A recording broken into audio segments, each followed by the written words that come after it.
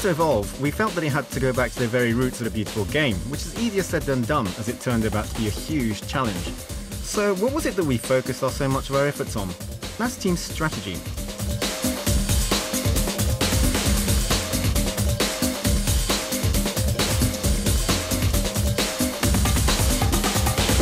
First thing we've done is to overhaul our AI. We did this by introducing two new systems, the first being Team Style, which allows the player to fine-tune the team's setup using these 8 sliders.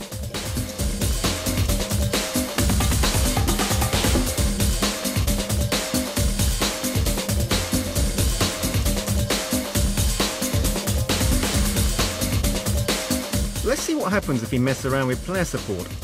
Move it towards 100, which is max, and the players will move ahead of the man in possession when waiting for the ball. Move it to 0 and they will all drop back behind him.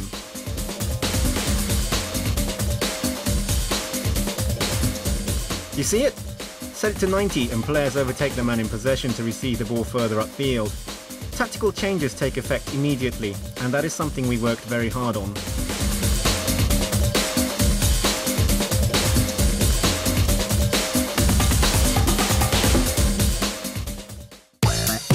Okay, this time, let's see what happens if we adjust the support range. Push it up to 100 and players provide close-knit support. Good if you like playing your short passes. Push it towards 0 and the players spread out.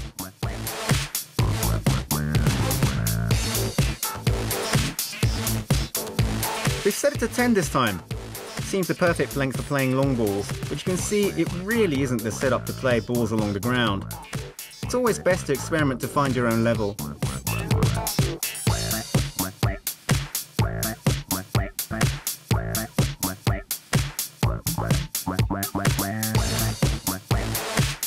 First, let's take a look at the 4 offensive sliders. Set player support high, as well as support range, making short passes more effective. Position switches frequent, and attacking style more towards using the flanks, as Barca are a side that likes to play with width.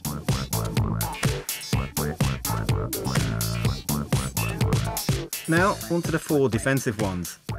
Pressing high, defensive line also set high, as is compactness. Finally, defensive strategy. You can either defend in a single line across the pitch, or get players to cover each other as required. We think the former is more Barca. Imagine doing this with your team.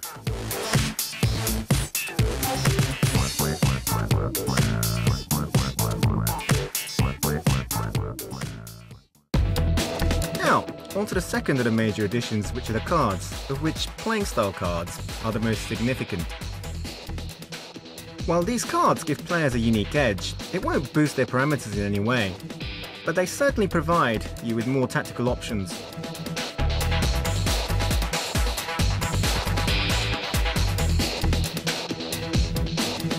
Let's see who has what. Daniel Alves has overlapping run.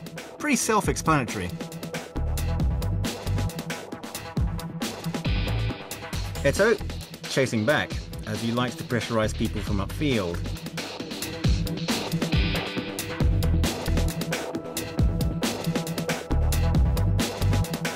Henry likes to shoot across goal inside the 18-yard box, so cut-back pass.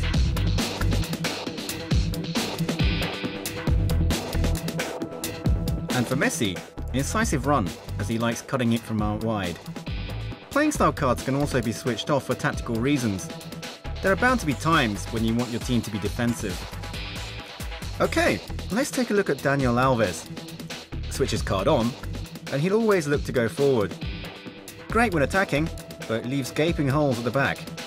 Switch it off, and he'll play more like a conventional fullback.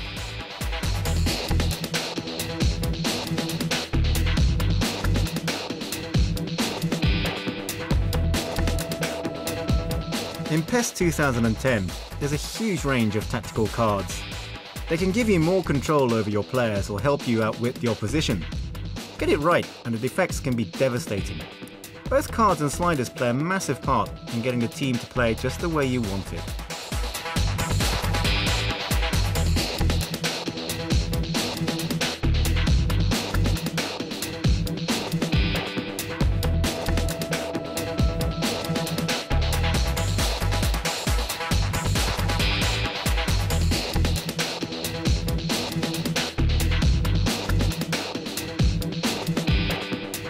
So these are some of the ways in which PES is evolving.